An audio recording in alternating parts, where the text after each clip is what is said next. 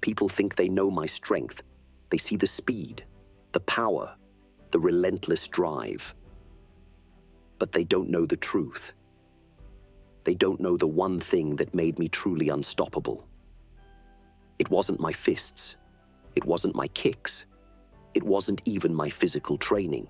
It was something deeper, something forged through pain, failure, and countless hours of relentless practice. What was it? The one technique that took me from just another fighter to an unbreakable force. Once you understand this, you'll never see strength the same way again. Let me show you. People saw my kicks, my speed, my strength. They watched me move with precision and power. They admired how I could break through barriers and shatter expectations. But what they didn't see was the real fight, the one raging inside my mind. When I was younger, I was impulsive, quick to react, quick to get angry. I used to think that strength was just about muscles, speed, and power. I thought being a warrior meant fighting the world. But one day, I realized something that changed my life. I wasn't just fighting my opponents. I was fighting myself. My own emotions, my own doubts, my own fears, they were the real enemies. Most people are slaves to their own emotions. They don't realize it because emotions are so familiar, like old friends that stick around, even when they bring chaos. Anger, fear, insecurity. They creep in when you're not paying attention. They take over your thoughts, your actions, your decisions. You may not notice it at first, but soon enough, they start controlling your life. I learned that if I didn't control my emotions, they would control me. I couldn't afford that. I couldn't let fear decide whether I'd take on a challenge. I couldn't let anger make my choices for me. I couldn't let doubt convince me that I was less than what I truly am. So I decided to master myself. To do that, I had to face my emotions honestly. I couldn't pretend they didn't exist or push them away. I had to recognize when I felt fear creeping in, when it whispered in my ear, "You can't do it." I had to hear doubt trying to convince me that I wasn't good enough. I had to feel anger boiling when things didn't go my way. Instead of reacting blindly, I paused. I took a breath. I observed what was happening inside me. Once I became aware of these emotions, I started training myself to respond differently. When fear tried to paralyze me, I took action anyway. A small step, a movement forward no matter how uncomfortable. When doubt tried to tear me down, I reminded myself of my purpose, why I was training, why I was fighting, why I was pushing forward. When anger tried to blind me, I channeled that energy into focus, into precision, into a deeper level of concentration. Training my body was important, yes, but training my mind, that was the real battle. It was about discipline, practicing control every single day in the smallest moments. Not just in the gym or the dojo, but in life. When someone tested my patience, I didn't lash out. When I failed, I didn't quit. When things didn't go as planned, I didn't let frustration ruin my focus. It wasn't easy. Sometimes I failed. Sometimes the emotions won. But I didn't give up. I got up the next day and tried again. Little by little, I became stronger. Not just physically, but mentally. I became the master of myself. The day that happened, I knew something powerful. Nothing could break me, because as long as I controlled my mind, no external force could control me. The power you need is already inside you.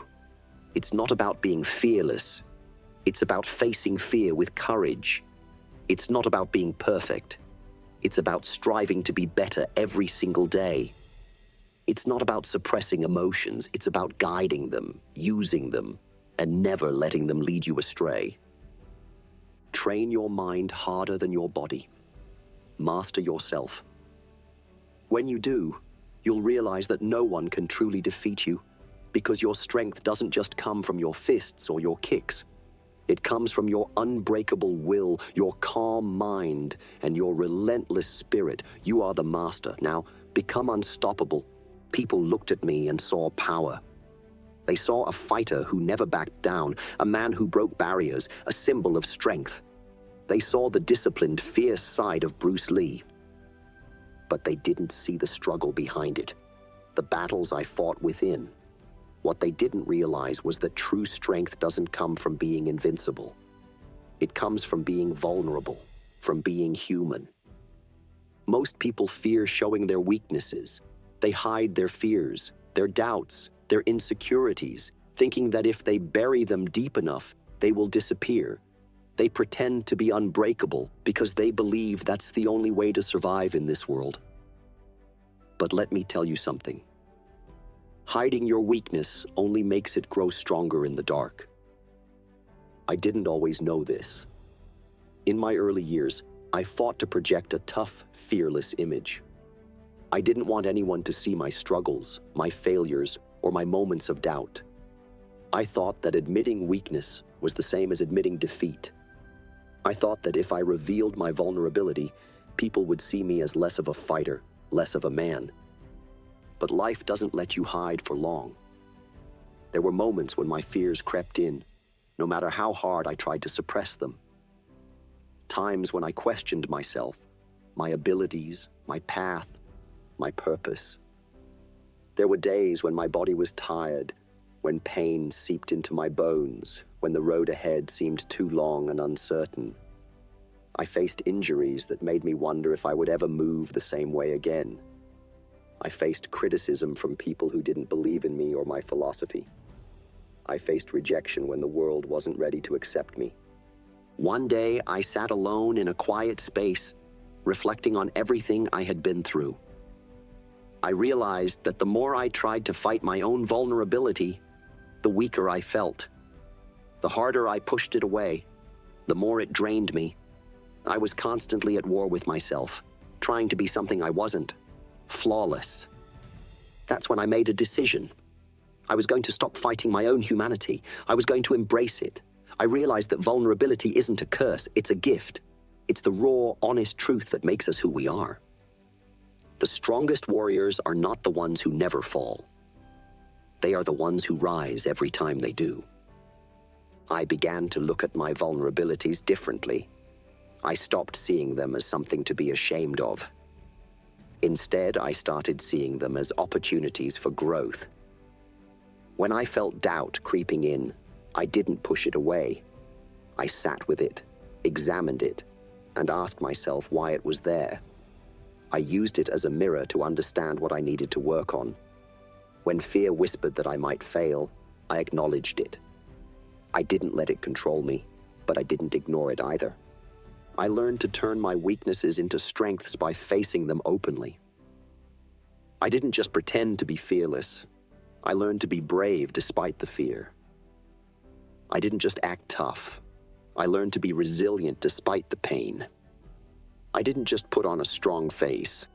I learned to be strong by working through my struggles rather than denying them.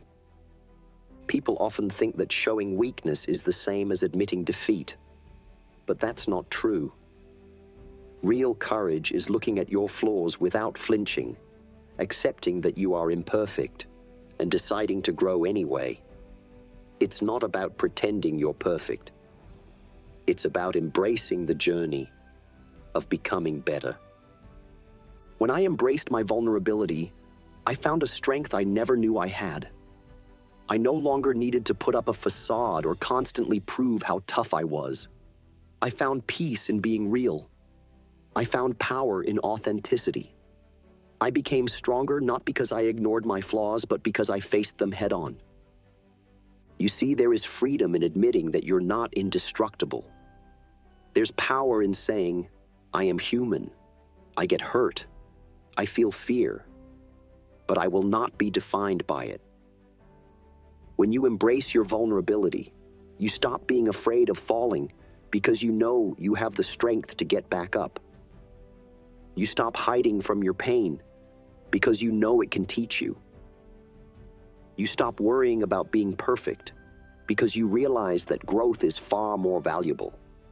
This is what I want you to understand. Embrace every part of who you are. Don't just love your strengths. Learn to accept your weaknesses. Don't just celebrate your victories. Reflect on your failures. Don't just show the world your confident side. Let them see your struggles too. That's how you inspire others, not by pretending to be perfect, but by showing them how you rise from your challenges. Vulnerability doesn't make you weak. It makes you human. It gives you depth, courage, and authenticity. Embrace it, and you will discover a strength far greater than invincibility. The strength to be real, resilient, and unstoppable. In the end, what people remember about you isn't how flawless you were, but how genuine you were. They remember your perseverance, your courage, your ability to keep going despite the obstacles. Be real, be honest, and let your humanity be the source of your power.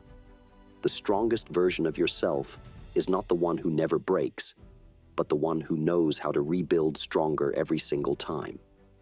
And when you can look at your own reflection and see a warrior who embraces both strength and weakness with equal courage, that's when you know you have truly become unbreakable.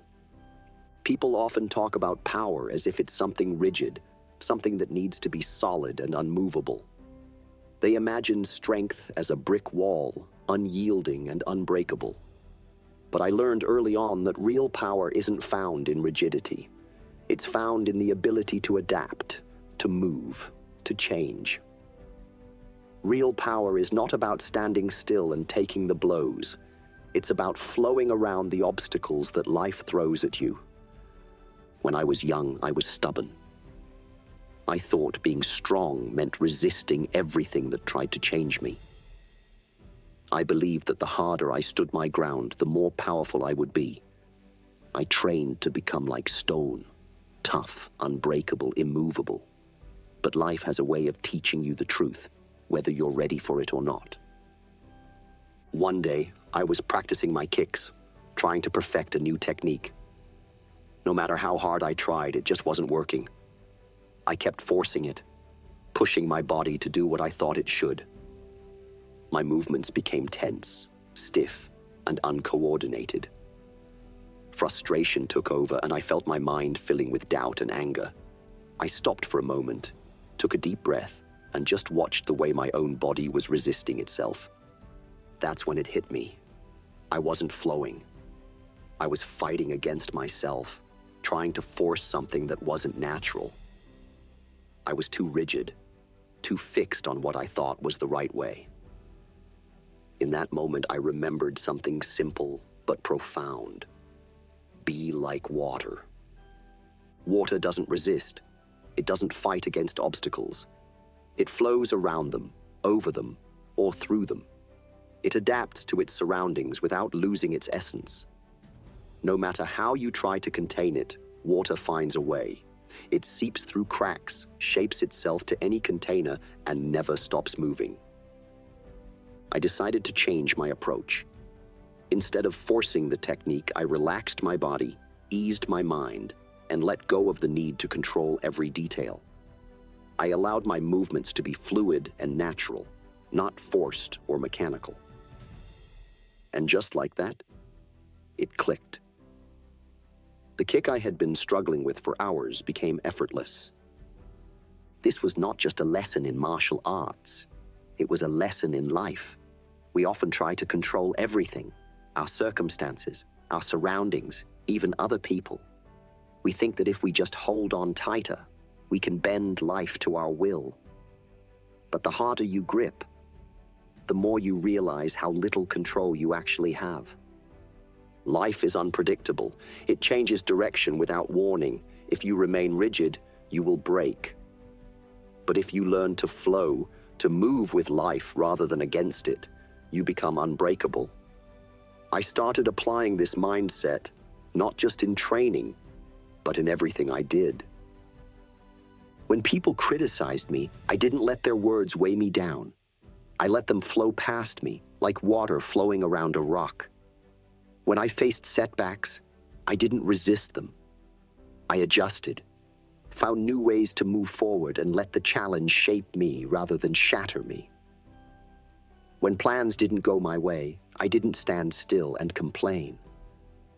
I changed my approach, adapted to the new situation, and kept moving.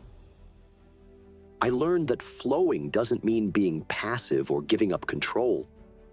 It means being flexible, adaptable, and resilient. It means knowing when to stand your ground and when to move around the obstacle. It's about not being so attached to one way of thinking or one path that you forget how to evolve. There was a time when a severe back injury almost ended my martial arts career. The doctors told me I might never kick the same way again. At first, I was crushed. I couldn't imagine my life without the freedom to move, to express myself through my art. But I didn't let despair consume me. I flowed with it. I used the time to study, to write, to learn about the human body and the healing process. I adapted my training, focused on techniques that wouldn't strain my back, and used my mind when my body was limited. That period of injury became one of the most profound times of growth in my life. I didn't fight against the situation. I embraced it and let it shape me in new ways. I became stronger, not just physically, but mentally and spiritually. I understood that flowing with life doesn't mean giving up. It means finding new ways to thrive when your old methods no longer work. Think about your own life. How often do you resist change? How many times have you fought against something simply because it wasn't what you expected? How often have you let one setback define your entire path? When you're rigid, life's challenges feel like heavy blows. But when you flow, challenges become opportunities to grow. If someone blocks your way, find another path. If something doesn't go as planned, change your approach. If life pushes you down, don't just stand still and resist.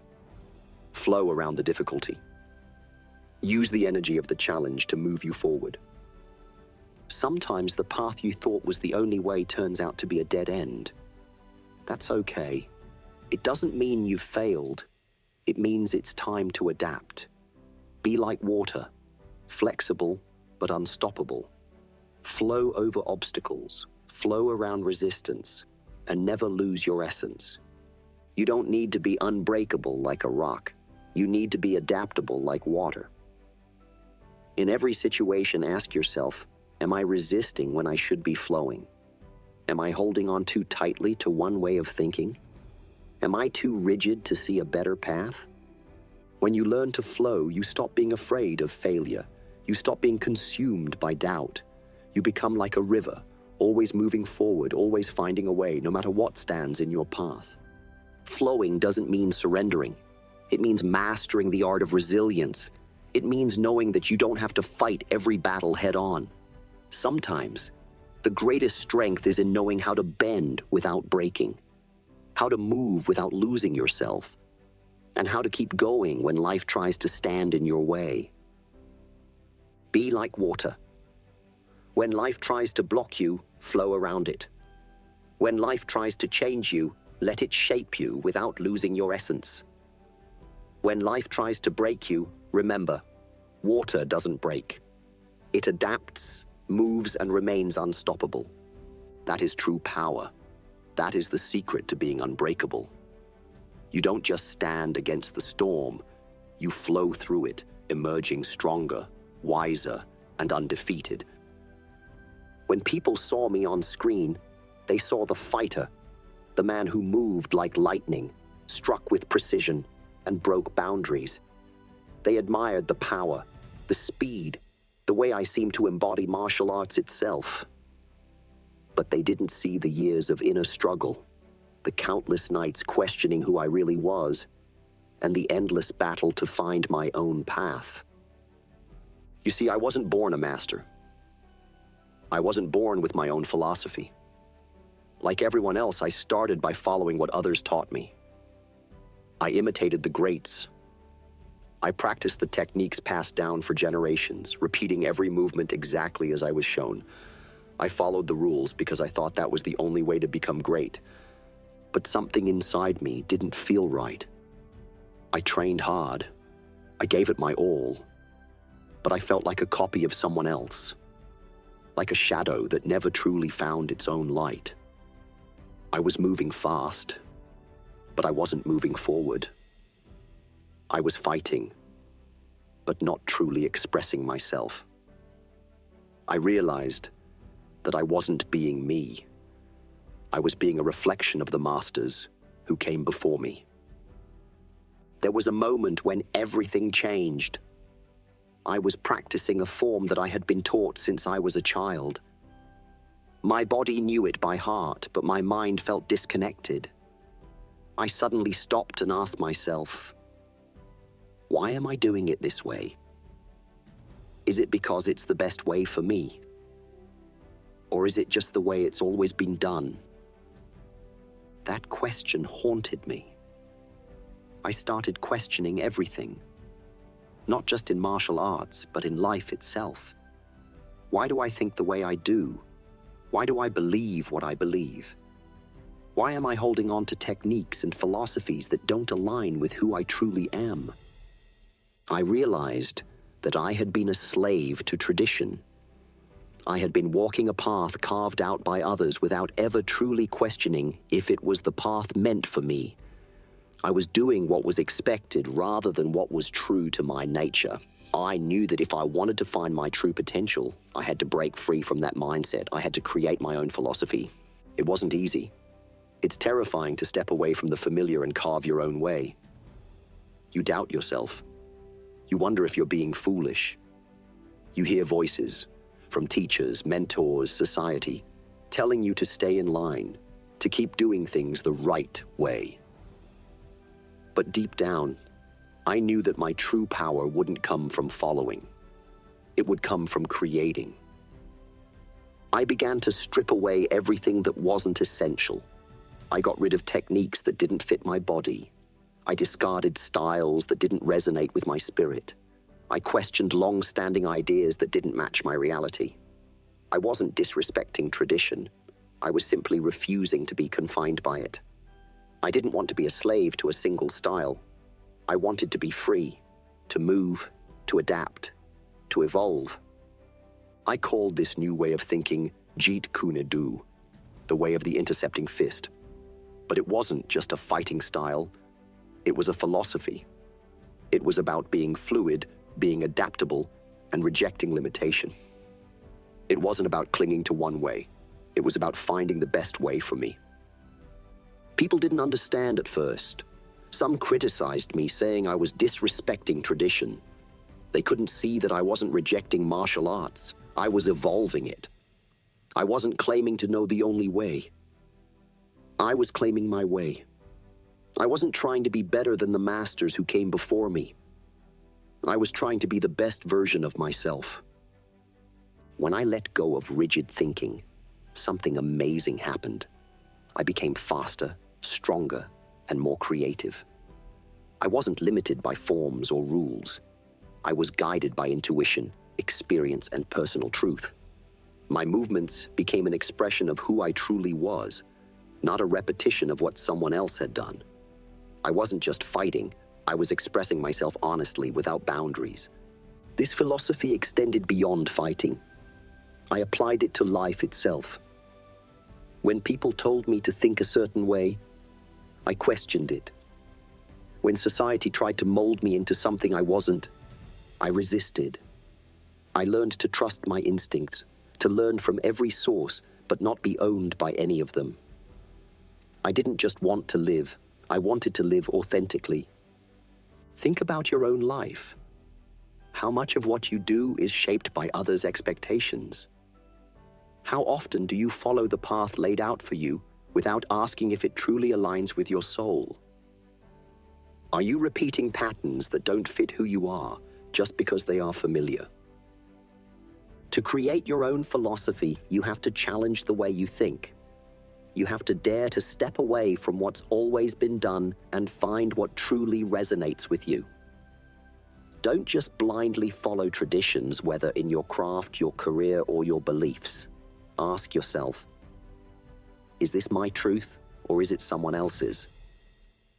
Creating your own philosophy doesn't mean rejecting wisdom from others. It means learning from it, taking what works for you, and discarding what doesn't. It means having the courage to think independently, to question authority, and to trust your own mind. It means knowing that growth requires change, and change requires the freedom to be different. I could have stayed on the traditional path.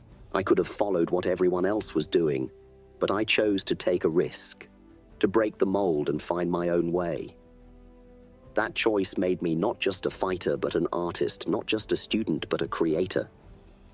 It's what made me Bruce Lee, not just another martial artist. You are not here to be a copy. You are not here to follow someone else's script. You are here to live your own story, to write your own philosophy, to move the way your soul desires. Don't be afraid to break the rules that limit you. Don't be afraid to evolve. Your philosophy is not set in stone. It's fluid, just like you. It will change as you grow. It will adapt as you learn. That's what makes it yours. That's what makes it powerful. Don't live as a reflection of someone else's thoughts. Live as the embodiment of your own truth. When you have the courage to create your own philosophy, you become unstoppable. No one can break you because you are not built on someone else's foundation. You are built on your own. And that is a strength that no one can take from you. Live truthfully. Think independently. Move with purpose. Create your own path. That is how you become truly alive. That is how you become unbreakable. People always saw the fire in me. They saw the fierce kicks, the lightning-fast punches, the intense determination. They thought my strength came from that fire, from the sheer intensity of my movements, the power behind every strike. They thought that being strong meant being constantly fierce and relentless. But what they didn't understand was that true power doesn't come from chaos. It comes from calmness. It doesn't come from noise, it comes from silence. In my younger years, I was full of restless energy. I was hungry to prove myself, driven to be the best. I pushed my body beyond its limits, training relentlessly, sometimes to the point of exhaustion. I thought that the more I fought, the stronger I would become. The more I pushed through the pain, the more invincible I would be. But something felt off. Despite all my physical achievements, I felt uneasy, restless, and at times even hollow. The truth is, there was chaos inside me. I didn't know it then, but I was trying to fight the world without first making peace with myself. My mind was cluttered with doubts, insecurities, and unresolved anger. I was fighting not just my opponents, but my own thoughts. I realized that no matter how powerful I looked on the outside, if I didn't find peace within, I would never truly be strong. One day I was practicing in the courtyard, repeating a series of kicks over and over, trying to make them faster, stronger, more precise. But my body felt stiff, my movements forced. My mind was clouded with frustration because I couldn't get it right. I stopped for a moment and sat down, breathing heavily, feeling the tension in every muscle. I looked around. The wind was moving the leaves gently, the sun was warm, and there was a quietness in the air. I noticed how effortlessly nature existed. No struggle, no force. The trees didn't try to stand tall, they just grew. The wind didn't struggle to move, it just flowed. In that peaceful moment, I asked myself, why am I fighting so hard? Why am I at war with myself? It hit me like a revelation. Strength isn't just about pushing harder and harder. It's about knowing when to be still. It's about embracing calmness, even in the midst of chaos. I realized that I had been fighting against life rather than flowing with it. I had been trying to force every outcome rather than letting things unfold naturally. That's when I began to practice inner peace, as rigorously as I practiced martial arts. I started my mornings with meditation, clearing my mind before the day even began. I focused not just on physical discipline, but on mental clarity. When I trained, I didn't just think about force, I thought about harmony. I learned that calmness enhances precision and peace amplifies power. Whenever frustration arose, I didn't let it consume me. Instead, I observed it, acknowledged it, and let it go. When people criticized me or misunderstood me, I didn't react with anger. I remained calm, knowing that their words couldn't disturb my peace unless I allowed them to. I discovered that my true strength wasn't in my fists or my kicks. It was in my ability to remain centered no matter what storm raged around me. Inner peace became my foundation. It wasn't something I found once and kept forever. It was something I cultivated daily. Just like physical training, it required practice, patience, and consistency. I learned to focus on my breath, to quiet my thoughts, to find stillness amid noise. I practiced being fully present, whether I was training, performing, or simply sitting alone. There was a time when life tested me in the harshest way. I faced injury, pain, setbacks that threatened to take away what I loved most: my ability to move, to fight, to express myself physically. The doctors told me I might never train the same way again. The world seemed to be collapsing around me, and for a moment, the chaos felt overwhelming. But instead of giving in to despair, I chose peace. I sat with my pain, accepted it, and didn't resist it. I focused on what I could do rather than what I couldn't. I didn't let my mind spiral into darkness. Instead, I focused on rebuilding, on healing, on finding new ways to express my art. I knew that anger wouldn't heal me, frustration wouldn't restore me, and despair wouldn't move me forward. Only calm determination could do that. That period of struggle became a time of growth. I didn't just rebuild my body, I rebuilt my spirit. I found new depths of patience, new reserves of mental strength, and a deeper understanding of what it truly means to be powerful. I became stronger because I chose to focus on peace rather than chaos. Think about your own life. How many battles do you fight every day? Not just with the world, but within yourself? How often do you feel overwhelmed, consumed by thoughts that wear you down, emotions that drain you? You might think that fighting harder is the answer, but sometimes it's not about fighting at all. It's about pausing, breathing, and finding your calm. The world will always throw challenges your way. People will criticize you, situations will test you, and setbacks will happen. You can't control everything that comes your way, but you can control how you respond. You can choose to let the chaos take over, or you can choose to stand in the center of the storm, untouched by its fury. It's not about ignoring reality or pretending pain doesn't exist. It's about not letting it break your spirit. It's about not allowing your mind to be pulled in 1,000 directions. It's about staying grounded, no matter how fiercely the winds blow.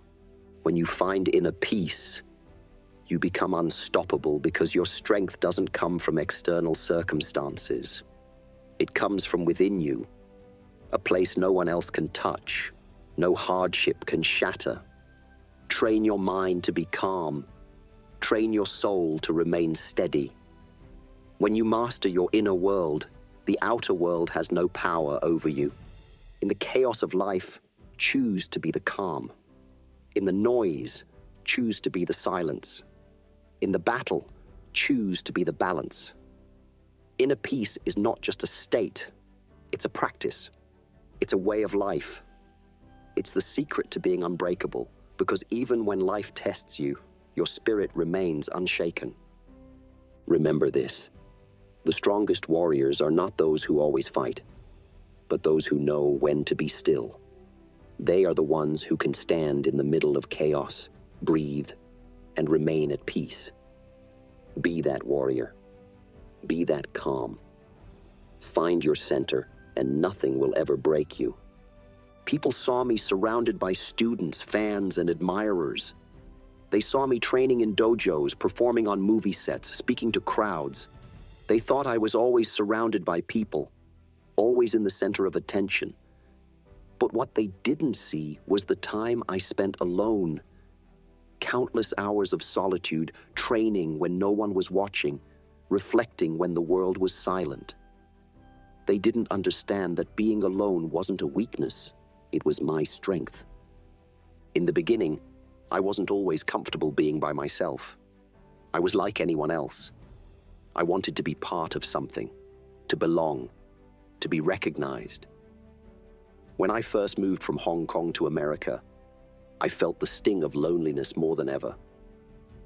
I was far from my family, in a new culture that didn't always understand me. I didn't know many people, and I didn't have a place where I felt truly at home. The silence felt heavy and the solitude seemed endless. But one night, as I sat in my small apartment, surrounded by nothing but my thoughts, I asked myself, why does being alone feel so unbearable? Why do I crave the presence of others so desperately? What am I really afraid of? The answer was simple but profound. I was afraid of facing myself. I was afraid of confronting my own doubts, my own fears, my own unresolved questions. I realized that I wasn't just running from loneliness. I was running from self-examination. That night, I made a decision. Instead of fearing solitude, I would embrace it. Instead of running from my thoughts, I would sit with them. I started to spend more time alone, not as a way to escape, but as a way to discover myself. I began to train by myself, practicing techniques for hours without an audience, without validation, without applause. I pushed my body to new limits, but more importantly, I pushed my mind to find comfort in the quiet. In those long, silent hours, I discovered something invaluable. Solitude is a powerful teacher. When there's no one around to impress, no one to criticize, you can truly listen to yourself. You can hear the whispers of your own spirit, the truths you often drown out with noise and distraction. I learned to confront my weaknesses without judgment. I learned to question my motives and understand my desires. Being alone allowed me to see myself clearly. My flaws, my strengths, my fears, my dreams. There was no one to influence my thoughts or shape my opinions. I wasn't pretending for anyone, wasn't trying to fit into a mold. I was just Bruce, raw, unfiltered, and real. In those moments, I found an unexpected freedom. The freedom to be exactly who I was, without the pressure to be anything else. I realized that the world is always telling you that being alone means being lonely. It tells you that if you're not constantly surrounded by people, you're somehow incomplete. But that's not true. Being alone doesn't mean being lonely. It means being comfortable in your own skin, being at peace with your own thoughts, and not needing constant validation from the outside world. I started to use my solitude as a tool for growth. I didn't just sit in silence. I actively reflected, asked myself hard questions, and pushed through uncomfortable truths. I examined why I was angry when things didn't go my way, why I was hurt when people doubted me, why I feared failure despite my determination. I didn't run from these thoughts. I allowed them to rise to the surface and face them head on. I trained not just my body, but my mind and spirit. Alone, I practiced not just techniques, but philosophy. I read books, wrote down my thoughts, and challenged my own beliefs. I tested my limits, both physically and mentally, without anyone to cheer me on or criticize me. In solitude, I learned to be my own coach, my own motivator, my own critic. I didn't need anyone else to validate my progress. I set my own standards, and I held myself accountable. There were times when loneliness would try to creep back in, whispering that I wasn't good enough, that I was wasting my time. But instead of pushing those thoughts away, I examined them. I asked myself why I felt that way and where those doubts were coming from. I realized that the fear of being alone was rooted in insecurity, the belief that I needed others to affirm my worth. Once I acknowledged that, I knew what I needed to work on. I needed to strengthen not just my body, but my self-belief. In time, being alone became my sanctuary. It was where I could think without distraction, where I could plan without interference, where I could simply be myself. I no longer needed people to understand me because I understood myself. I didn't fear judgment because I had already confronted my own flaws. I didn't need validation because I was secure in my own journey. This mindset changed everything. I didn't feel the need to always be in the spotlight, to always be seen or heard. I became comfortable being in the background, quietly working on my craft, silently building my strength. I realized that true power doesn't need to be displayed. It's cultivated in those quiet, unobserved moments, when you're just with yourself. When you become comfortable being alone, you discover that your strength doesn't come from others. It comes from within. You realize that solitude is not a curse. It's a gift that allows you to grow without interference. It's where you find your deepest truths, your real motivations, your authentic self. People are often afraid to be alone because they think it means they're unloved or unimportant. But the truth is, when you learn to love your own company, you become invincible. You're no longer driven by the need to fit in, to impress, or to be constantly surrounded by others. You're driven by your own purpose, your own inner fire. Being alone taught me that I didn't need anyone else's approval to be complete. I didn't need anyone's praise to feel accomplished. I didn't need anyone's support to keep moving forward. Once you find that strength within yourself, no one can take it away from you. The world will always try to make you believe that being alone is something to avoid. But don't be afraid of it.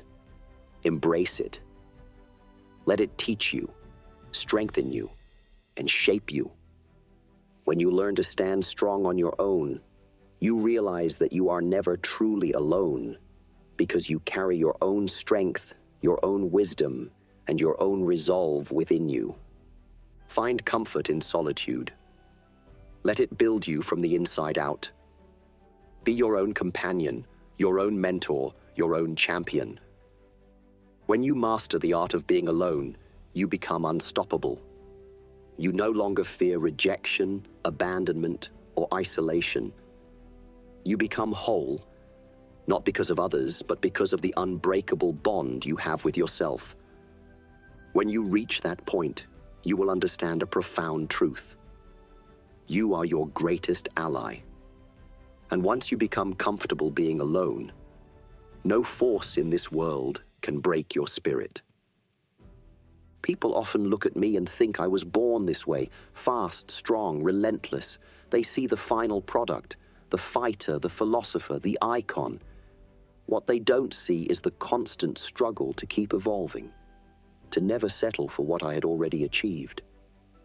They don't see the endless hours of questioning, reinventing, breaking down old habits to build new ones. You see, most people reach a certain level and stop. They think they've arrived.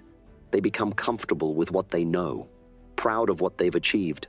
They build a fortress around their accomplishments and refuse to change, afraid that trying something new might make them seem weak or unskilled. They cling to their old ways, convinced that what worked yesterday will work forever. But life doesn't work that way. The world keeps moving, and if you don't move with it, you become stagnant. You become a relic of the past, trapped by your own refusal to grow. I understood this early on. I knew that no matter how skilled I became, if I didn't continue evolving, I would become outdated. I would be left behind. When I first started training, I was like most martial artists. I followed tradition, practiced fixed forms, and learned the techniques exactly as they were taught. My movements were precise, calculated, but also predictable. I was proud of what I had learned, but something didn't feel right. I began to notice that in real combat, things were different. Real fights were unpredictable, fluid, and constantly changing. My rigid techniques, while effective in practice, didn't always translate to the chaos of a real fight. This realization shook me. Was everything I had learned wrong? Was I just wasting my time practicing forms that didn't work in the real world? I could have ignored these thoughts, convinced myself that tradition was enough. But I refused to stop evolving. I couldn't settle for mediocrity just because it was comfortable. I started to experiment, blending different techniques from various martial arts. I took what worked and discarded what didn't. I questioned everything. Why does this move work? Why does this one fail? I didn't just accept what I was taught. I dissected it, examined it, and made it better. This approach was radical. People accused me of disrespecting tradition, but I wasn't trying to undermine martial arts. I was trying to make it more effective, more adaptable. I developed Jeet Kune, do not as a fixed system, but as a philosophy of movement, to be like water, adapting to any situation, flowing with the opponent's energy rather than rigidly opposing it. I didn't just want to know one way of fighting. I wanted to be unpredictable, to evolve with every encounter. This mindset didn't just apply to fighting, it applied to my entire life. I refused to stop evolving in my thoughts, my philosophy, my personal growth. I challenged my own beliefs, even when it was uncomfortable. I questioned my habits, my routines, my mindset.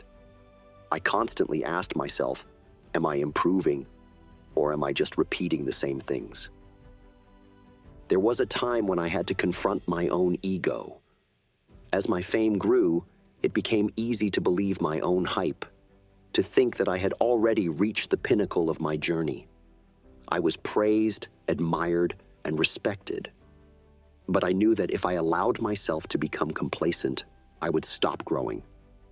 So I kept training harder, kept learning more, kept pushing past the boundaries of what I thought was possible. I didn't want to just be known as a great fighter. I wanted to be known as a thinker, an innovator, someone who never stopped seeking the truth. I didn't just want to win fights. I wanted to understand life, to master my mind as much as my body. There was a moment that tested me deeply. After suffering a severe back injury, I was told that I might never train the same way again. The pain was constant, and the limitations on my movement felt like a death sentence to my dreams. For a while, I felt defeated. I had worked so hard to become what I was, and suddenly, it felt like it was all slipping away. But then I remembered my own philosophy. Never stop evolving. I couldn't change what had happened, but I could change how I responded. I couldn't train my body the same way, so I focused on training my mind. I studied, wrote, and explored new ideas. I analyzed techniques, refined my theories, and found new ways to train that didn't put strain on my injury. I didn't let my circumstances dictate my progress. I adapted. I evolved. I found new paths when the old ones were blocked. That injury, instead of being the end of my journey, became a turning point. It taught me resilience, creativity, and the power of mental discipline. It forced me to grow in ways I never would have if everything had gone smoothly. You see, most people think evolution only happens when things go right. But true evolution often happens when everything falls apart. When you are challenged, when your plans fail, when your strengths become weaknesses. In those moments, you have a choice: cling to what you know, or reinvent yourself.